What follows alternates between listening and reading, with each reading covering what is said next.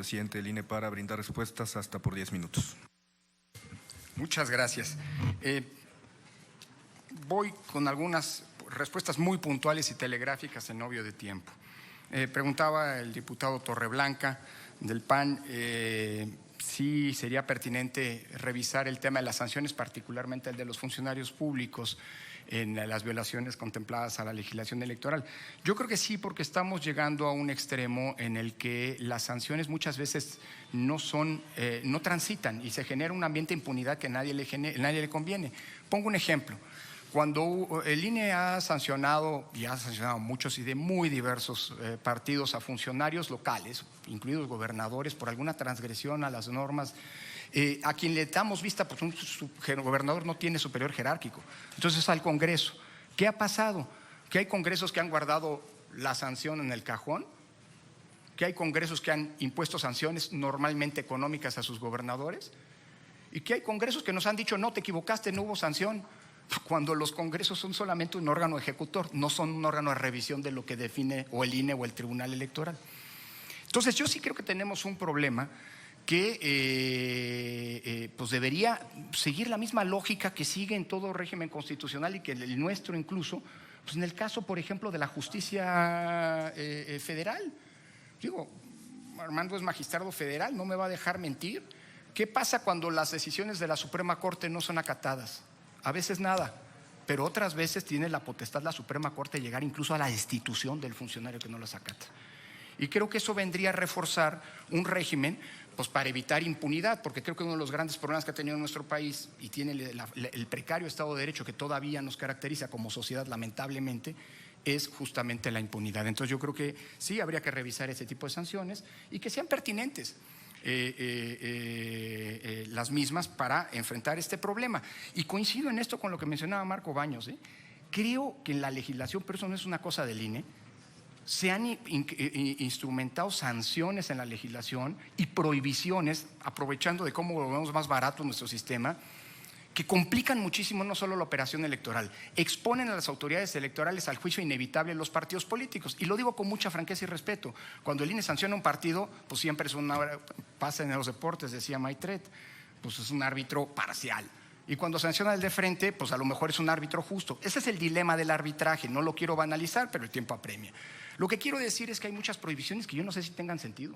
Lo decía Marco, México es el único país en donde tenemos la revocación de mandato y los legisladores, no el INE, los legisladores le prohibieron al presidente de la República pronunciarse. Hombre, si se está pidiendo su destitución, su remoción anticipada, porque eso es lo que es la revocación de mandato, la remoción anticipada.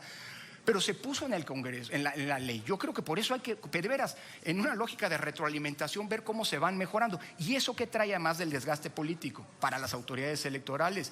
Pues trae procedimientos que en ocasiones son farragosos y acaban al final del día traduciéndose en costo. Investigaciones que tienen que hacerse en cambio y demás, en suma.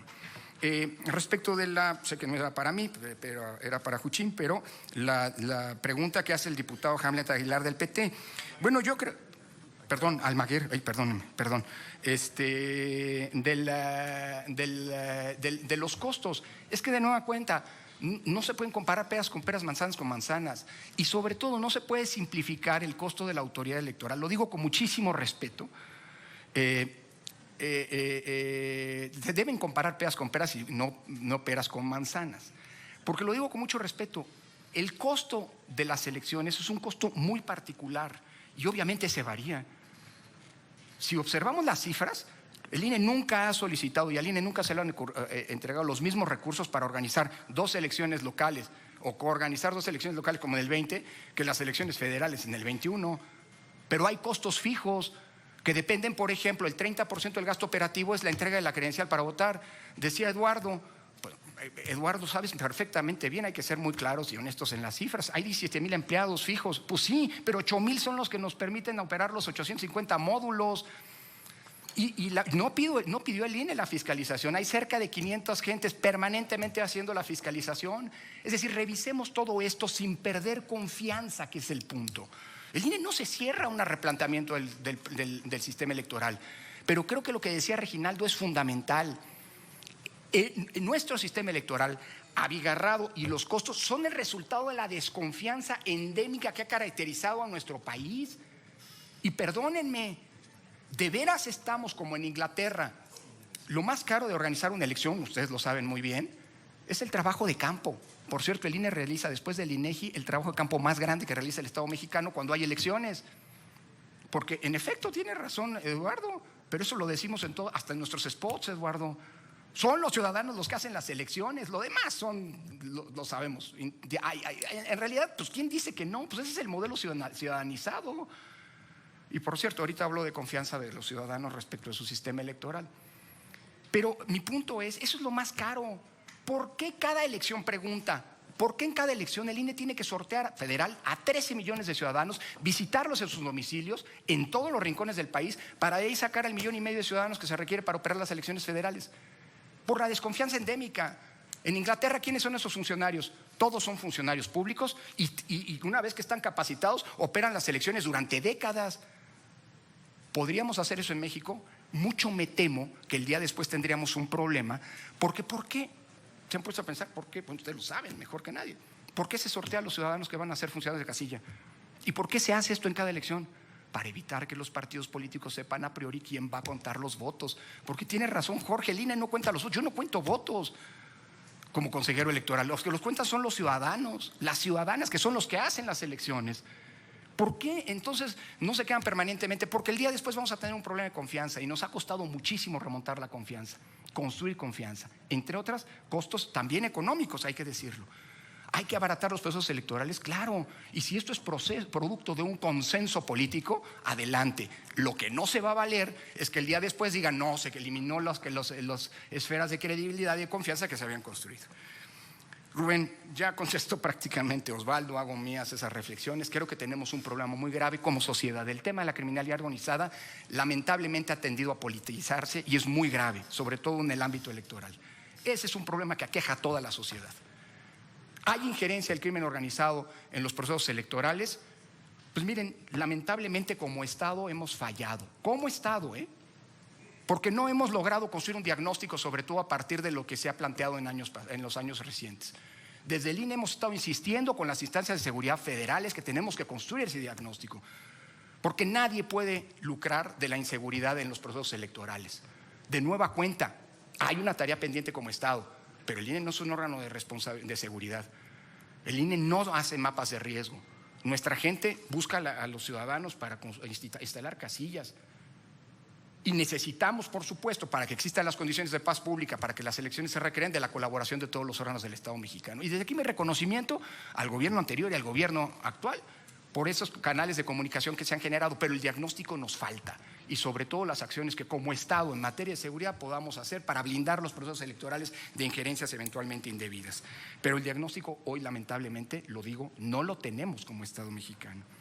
Jorge, propuesta regresiva, yo creo que ninguna propuesta es regresiva si no se alteran estos 5 grandes ejes que mencionaba la vez pasada. Y aquí aprovecho, mi estimado Jorge Mier, coordinador, para decir, no es que se propongan eliminar. Lo que sí es cierto es que hay propuestas que quitan de la Constitución lo que eran los blindajes que están, y eso no sé qué signifique. Ya lo decía Marco, se plantea que el INEC gestione el listado nominal, perdóneme, que el INEC haga la integración del listado nominal. Sí, pero hoy la Constitución dice que hace la integración del padrón electoral. No es lo mismo. No es lo mismo, el listado nominal deriva del padrón electoral. ¿Quién va a ser el depositario del padrón electoral? A lo mejor, yo no quiero ver modos contra el chiste, nunca los he visto, pero son definiciones que hoy están en la Constitución y que se propone no estén. Se plantea que el INE no va a tener una organización, el INEC, un órgano, una presencia desconcentrada en el país. Y entonces, ¿quién va a hacer las elecciones? ¿Se van a constituir órganos temporales donde ponemos la profesionalización? Hoy el Servicio Profesional Electoral está plasmado en el 41, se plantea una reforma al 41 para que no esté. No estoy, y de veras, no menciono qué iniciativa es siquiera, porque yo quiero ser respetuoso de todo esto. Lo único que digo es, a ver, y respecto de la elección, nada más, Jorge, de veras, yo jamás me he pronunciado en contra de y lo pueden documentar. Lo que yo he dicho, eso sí, es que, no, a lo mejor están confundiendo a Woldenberg, pero eso es otra cosa, Yo no lo he dicho, Yo no lo he dicho. Lo que... ¿Perdón? Ah, no, en este caso es que a Jorge Mier. Jorge, ay, perdóname. Nacho, discúlpame. Ya salimos tocayos, muy bien. Perdón. Nacho, discúlpame. Perdón. Lo que decía Nacho, yo nunca he dicho que no se elijan. Lo único que digo que habrá que ver la pertinencia o no. Lo que sí es cierto es que IDEA Internacional en un informe de 2014 señala que de 217 países estudiados, en ninguno se eligen a las autoridades electorales. No sé si algo tenga alguna razón de ser. Se plantea en la iniciativa del presidente que harán campaña, que tendrán acceso a los medios. ¿Y quién va a pagar los spots para tener acceso a los medios? Eso se los digo porque ustedes mismos saben, los spots que hoy se transmiten tienen un costo. ¿Quién va a estar detrás de eso? ¿O solamente va a poder candidatearse quien tenga dinero para los costos? Porque a los partidos políticos se les prohíbe intervenir en ese proceso con justa razón, creo yo. En fin, yo no estoy en contra de ninguna propuesta, pero analícete todas las implicaciones. Dicho eso, perdón, Reginaldo, creo que lo que tú dices es fundamental en términos de la confianza. Y la gran pregunta es cómo hacemos para abaratar elecciones sin perder confianza, o al revés, cómo construimos un sistema electoral basado en la confianza. Miren, construir confianza es un proceso lento, gradual y delicado. Y esa ha sido la ruta sobre la que hemos avanzado. Y hoy nuestro sistema electoral es confiable. Yo entiendo que haya quien diga que no se cree en el sistema electoral. Pues es normal, son posturas políticas. Pero ahí están los datos. El Instituto Nacional Electoral, bien o mal, es un órgano que hoy goza, el órgano civil que más confianza goza. Y eso es indispensable. No lo hago para presumir nada. Es que de eso depende que pueda haber elecciones. Déjame poner un par de datos. Nosotros en 2021 necesitamos casi 1.460.000 ciudadanos para organizar las casillas.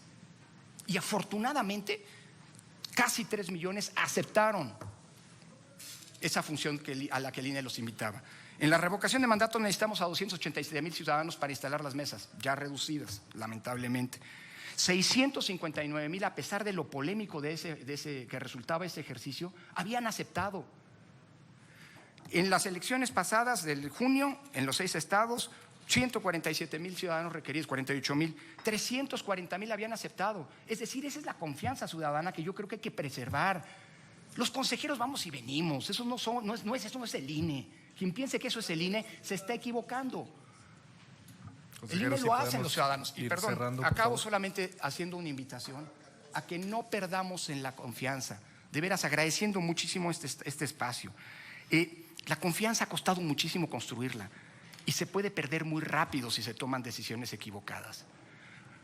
Nunca he dicho, ni aquí dije, que no era pertinente hacer una reforma. Cuando dije que no era necesaria, yo quiero decir que simple y sencillamente con el sistema actual podemos seguir avanzando, pero siempre va a ser pertinente una reforma si se generan los consensos políticos que permitan de entrada una confianza en las nuevas reglas del juego. Y eso es, creo que, el gran desafío que la Cámara tiene. Cuenten con el INE para generarles los insumos de un trabajo que no le toca al INE, le toca a ustedes. Gracias. Muchas gracias, doctor Lorenzo Córdoba, por la continuidad que hemos tenido en este diálogo. Y a continuación tiene el uso de la palabra don Eduardo Juchín para brindar respuesta hasta por 10 minutos a los planteamientos formulados. Gracias. Pues gracias, diputado Rubén Moreira, por la pregunta. Yo creo que el mejor sistema de representación legislativa es justamente la que se está proponiendo en la iniciativa presidencial, porque permite, y por eso hablaba yo del peso del voto ciudadano que aumenta, porque permite la proporcionalidad pura. A mí me llama mucho la atención que la oposición no le hubiera arrebatado la propuesta al presidente en cuanto la planteó. Pues claro, hay un ejercicio de Integralia que muestra cómo con los resultados de 2021 Morena pierde 2% y el PRI creo que gana el 6% o algo así, una cantidad importante. Es decir, beneficia a la oposición y la oposición rechaza de entrada lo que se propone. De verdad, me sorprende que no hagan ese ejercicio. Y ya sabemos la moratoria, el mejor ejemplo, el distrito, ¿no? En un distrito el triunfador puede ganar con 20% si hay muchos candidatos, o con el 30%, ¿no? Y el ganador en un distrito se lleva todo. Pero, ¿y los 70 u 80% que no votaron por el triunfador? ¿Qué pasa con sus votos? Pues en ese distrito de que se trate no serán nada, se pierden. Con la reforma ahora que favorece la equidad, esos 80 votos sí pesan a la hora de la asignación de curules. Entonces, ¿por qué no tomó la oposición esta propuesta? ¿Por qué no ha tomado, digamos, para no suponer que ya es punto cerrado, ¿no?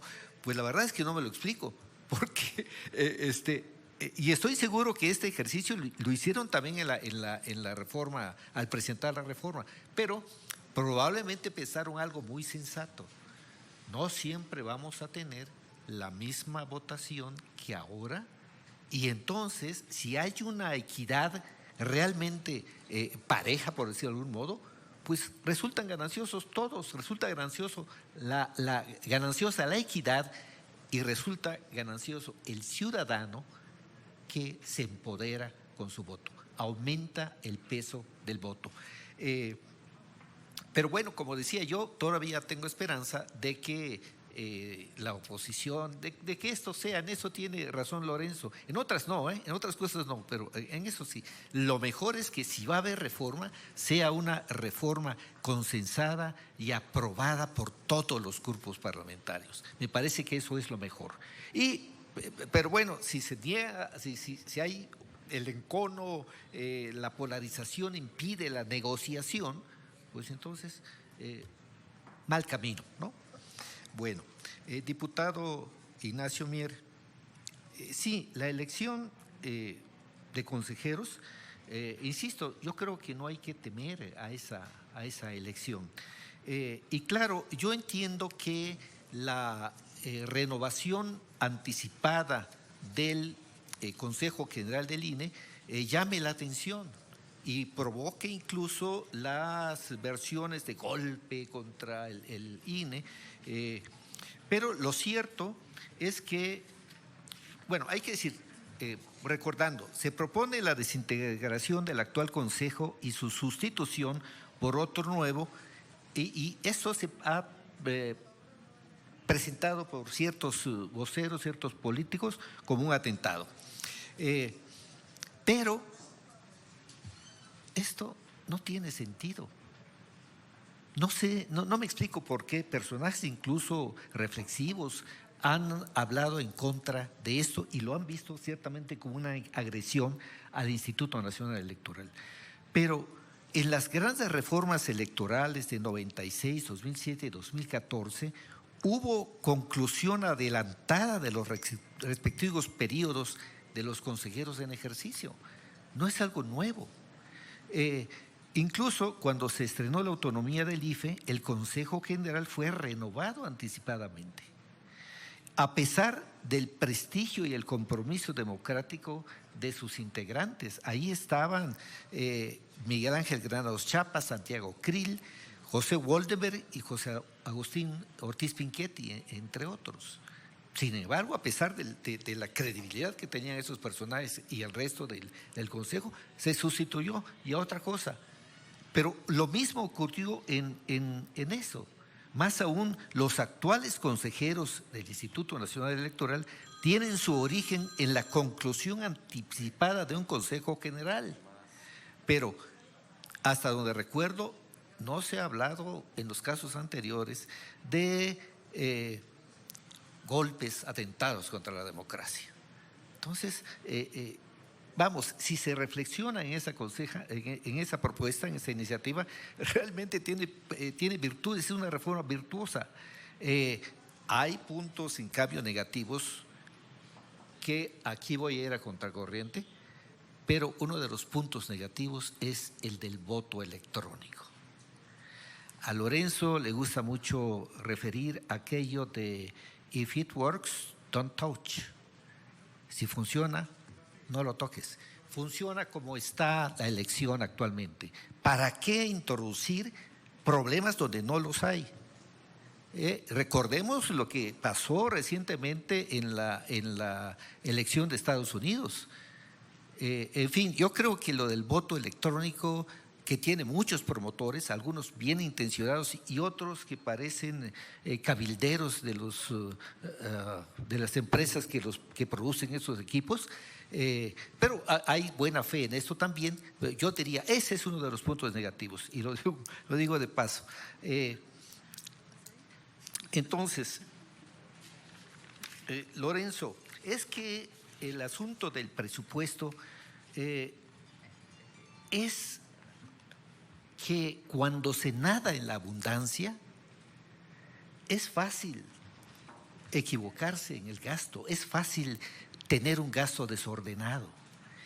Ha habido casos, y cito un ejemplo de esta, bueno, no la califico, de esta situación que se dio recientemente o en los años pasados. Durante 28 meses, de enero de 2016 a mayo de 2019, el INE le pagó sin chistar más de 2 millones de pesos mensuales al liquidador del Partido Humanista. Un total de 60.4 millones de pesos, que superó la deuda de lo que representaba ese partido, que eran 37 millones. Para investigar 39 millones, 37 millones, se pagaron 60 millones.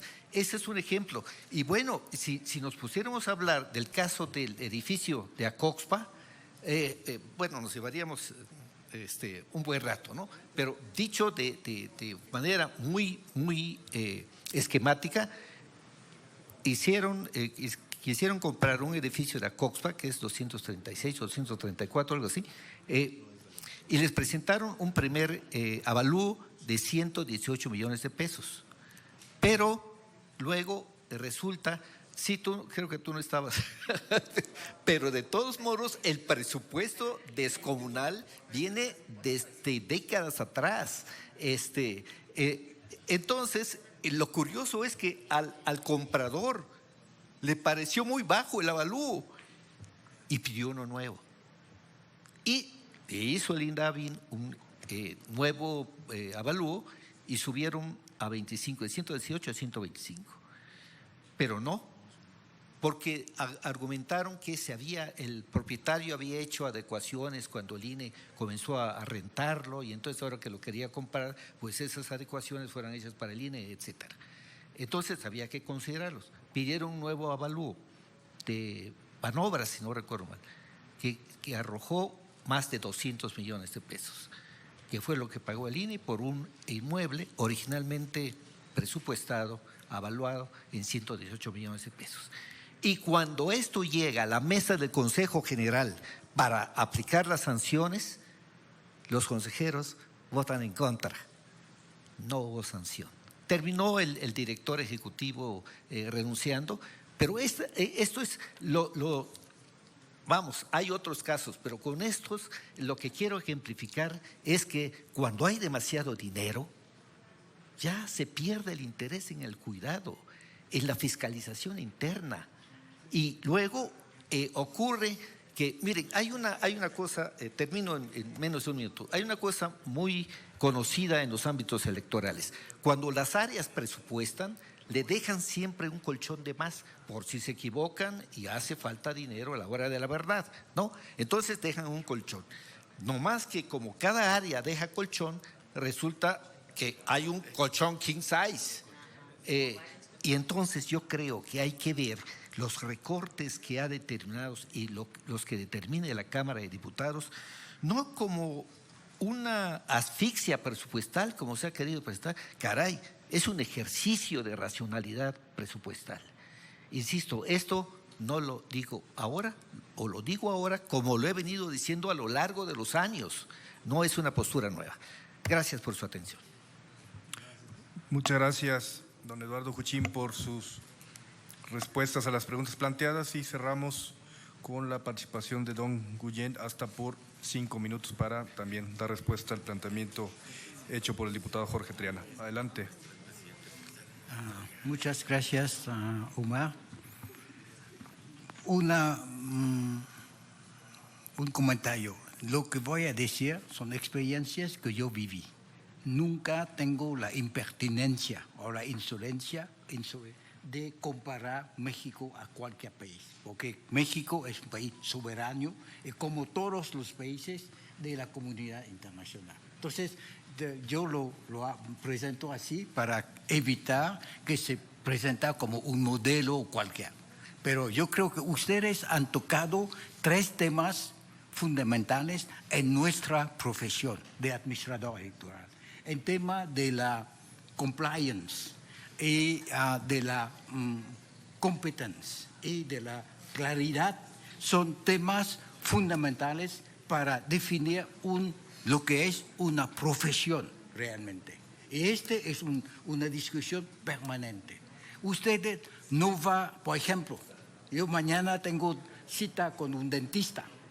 No voy a un dentista de mi nacionalidad, porque me voy a un dentista con experiencia, ni de mi partido, pero este es lo que es normal. ¿Por qué necesitan administrador de su partido? El administrador es un administrador profesional, es un juez, y este es un debate permanente. No, yo diría, es normal que hay una discusión a este nivel. Bueno, y la compliance, la legalidad, es el respeto de la ley que ustedes deciden. Y ustedes pueden cambiar la ley y los administradores tienen que cumplir con esta ley. No hay, yo diría, no hay diferencia a este nivel. Segundo, en punto que me parece importante es la discusión sobre el costo de las elecciones. Yo voy a hacer un extremo. En caso, nadie que conozco hizo un estudio sobre el costo de la no elección. Yo lo hice por nuestra cuenta en Haití desde los últimos 20 años y en Haití no hay elección. Sencillo, presidencia a vida durante 30 años y luego ahora los últimos 3 años no había elecciones. ¿Cuál es el costo de la no elección? Hablamos de costo de las elecciones, pero yo creo que sí tenemos que reflexionar sobre la posibilidad de no tener elección y cuál va a ser el resultado. Porque elecciones también es una forma de prevención de los conflictos. Y los conflictos cuestan y no sabemos cómo evaluarlo. Y entonces la discusión es normal, pero la discusión tiene que ser también cautelosa, ¿no? Equilibrada y no yo diría una visión completamente talibanesca, ¿no? de las elecciones, ¿no? Talibán, porque yo trabajé unos años en Afganistán, entonces estoy un poquito obsesionado por el extremismo de los talibán. Pero yo diría, este es una forma de cautelosa. Y el último problema fundamental, que es el tema de la legitimidad democrática. Es una discusión que tenemos en Francia, por ejemplo, sobre el gobierno de los jueces. Los jueces, ¿por qué tienen más peso que los legisladores cuando no han sido elegidos? Y yo diría, este es un problema serio, es que finalmente la participación política hoy en día puede tomar varias formas. La participación no es únicamente el voto. Es de lo que dijo el señor Joaquín, es que la ciudadanía es múltiple. Entonces, la participación a este nivel puede ser una participación multiforme. No es únicamente la votación. Por eso que la legitimidad puede ser también la legitimidad del profesional, ¿no? Regresamos a este nivel y los jueces y los abogados son realmente válidos porque tiene procedimiento. De otra manera, no es resultado, pero la manera de hacerlo. Una consultación, un referéndum es la expresión del de la soberanía del pueblo, ¿verdad?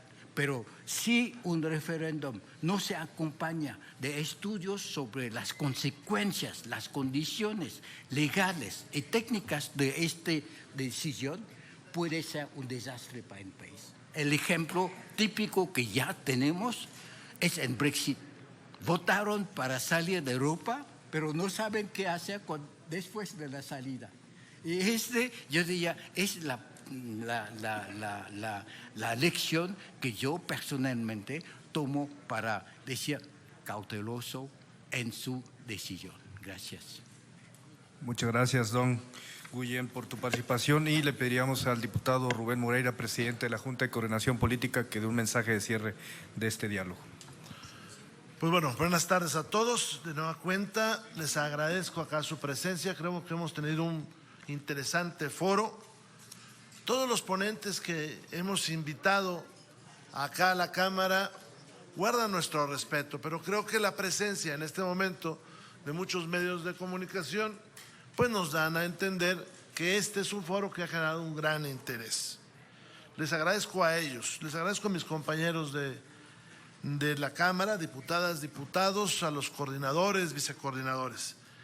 Creo que debemos de seguir discutiendo. La Cámara es un lugar para procesos dialécticos, donde alguien proponga y por enfrente haya una contrapropuesta y buscar una síntesis en la medida de lo posible que nos garantice un progreso, un desarrollo, ir hacia adelante.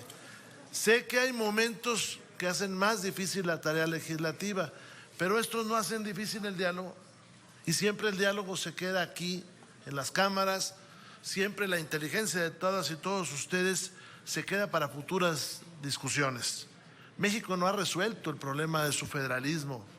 Tenemos 200 años y seguimos discutiendo las facultades de los estados y las facultades del poder central.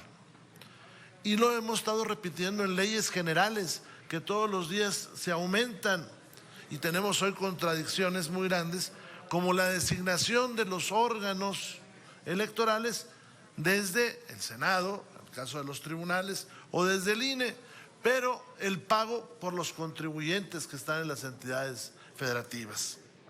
Tenemos que resolver cómo en los órganos colegiados hay una mayor representación del ciudadano. Es cierto que acá hay una propuesta, pero también está la otra, la de los municipios donde tendríamos un solo regidor. Yo creo que ahí no queda representada la comunidad. Creo que tenemos que disminuir la incertidumbre, y no me refiero a la incertidumbre de los resultados, sino a la incertidumbre que se da, por ejemplo, cuando los partidos y los candidatos no saben exactamente cuáles son las reglas que se va a aplicar, porque nosotros los legisladores no las colocamos, y entonces alguien tiene que hacerlo, el INE o alguna resolución de un tribunal. Y entonces tenemos momentos muy complicados cuando estamos en medio del proceso electoral y nos dicen hay una nueva acción afirmativa, hay una sustitución de este candidato, y esto pues complica los procesos. Yo, igual que todos, creo, estamos por procesos electorales austeros, no ahorcar a ningún instituto, pero sí austeros, para que el ciudadano vea que hacemos en estos momentos un ejercicio, un esfuerzo para que sus impuestos se apliquen mejor.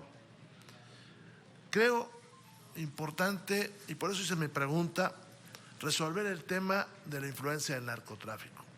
A quienes me contestaron se los agradezco, pero yo pienso que este es un foro para obtener ideas, no para decirnos, bueno, eso no nos toca.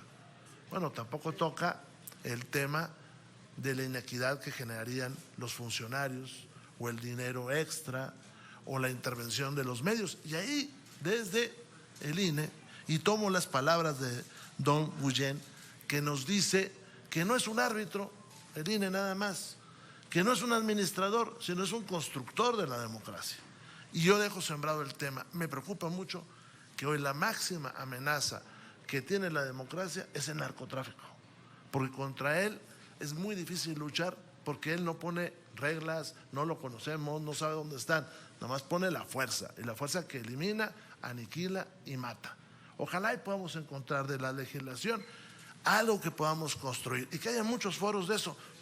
Doy siempre mi mi gusto, mi beneplácito, porque haya foros en los órganos electorales y discutamos sobre el género, discutamos sobre el dinero que va a las campañas, sobre la intervención de los medios. Ojalá haya muchos foros para discutir cómo parar al peor enemigo que tiene esta sociedad, que es el narcotráfico.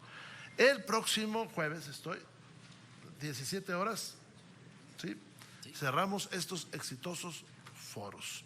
Entonces los invito a todos que están a esta hora acá, a que estén a las 17 horas. Es el tema de las soples. A todos ustedes, muchísimas gracias. Mis compañeros diputados son muy generosos siempre con lo que me permiten comentar. Muchas gracias.